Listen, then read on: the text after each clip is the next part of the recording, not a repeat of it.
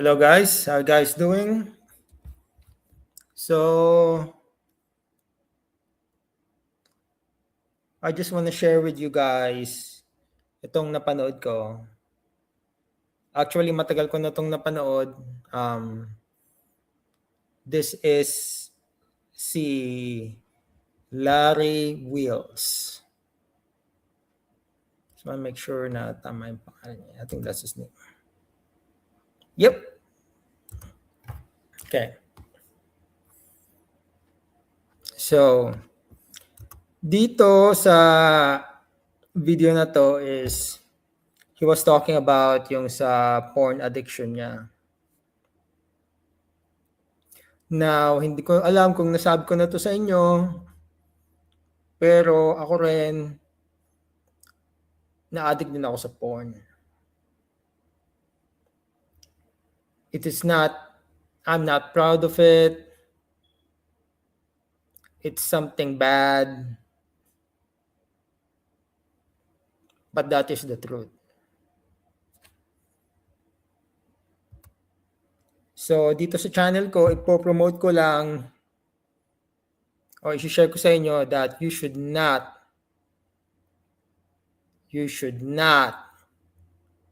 capital N-O-T watch porn. Dahil ang porn, sinisira ang isip ninyo. It will ruin you mentally, physically, and emotionally.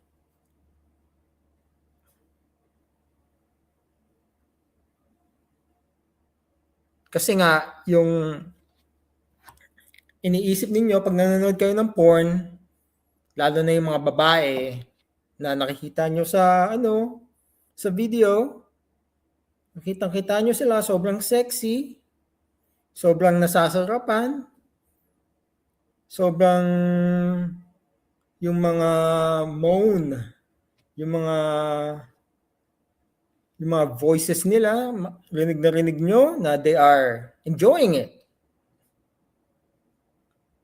Pero, ang totoo is this is all acting. This is all fake. Real sex is not like that.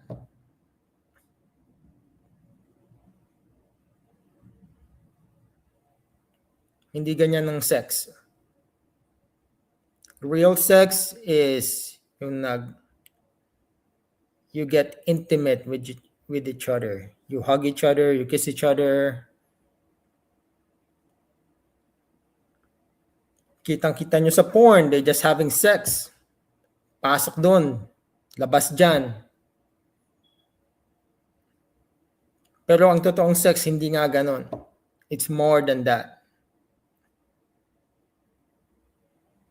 Kasi ang porn kasi, pwede mong yung babae, pwede mo siyang gawing maging, lalo na yung sa asawa nyo. Katulad ko, like, it just ruins you. Iniisip mo yung babae is ganun ka-sexy, ganun kaganda, which is hindi naman totoo. Kasi naka-angulo lang ang camera eh. Naka-angulo in a perfect angle para makita mo na sobrang sexy at sobrang ganda niya.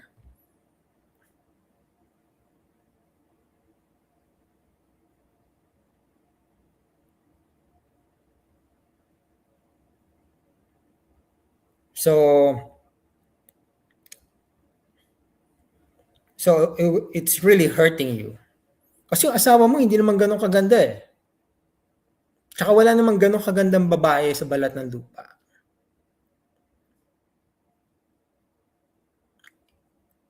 Tinitrick nga lang yung mind nyo.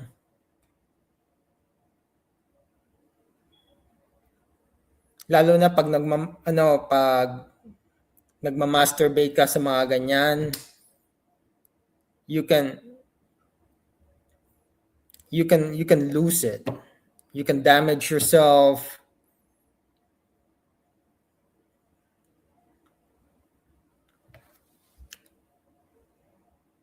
Kasi nga ang sex is not like that.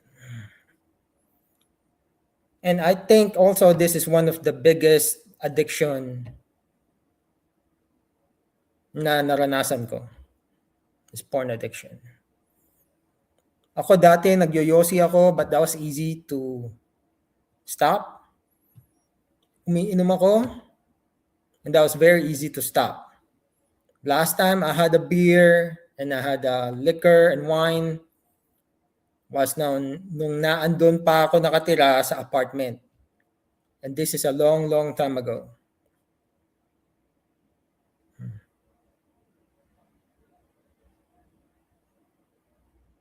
Pero yung pornography, it was really hard to stop for me.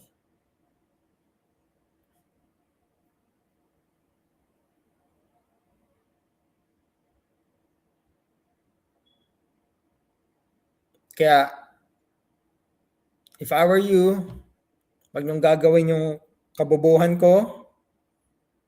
Stay pure in your mind and in your relationship.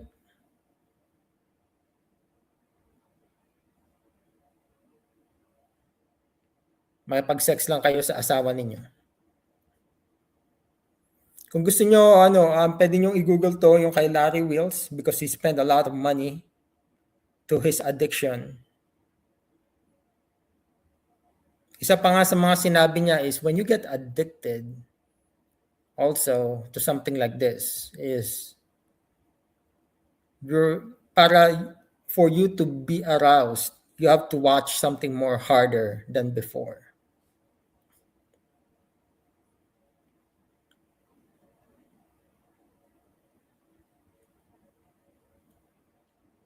So nawawalan nga yung sensitivity ninyo, nating mga lalaki.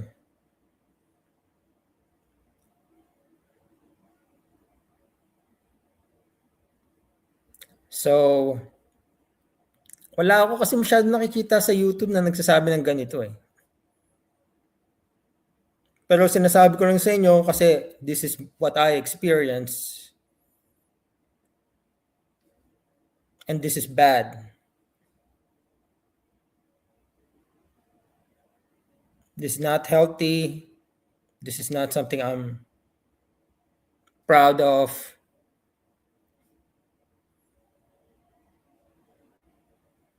So, yep. Yun lang naman. Hopefully you guys have a good day. I'm peacing out.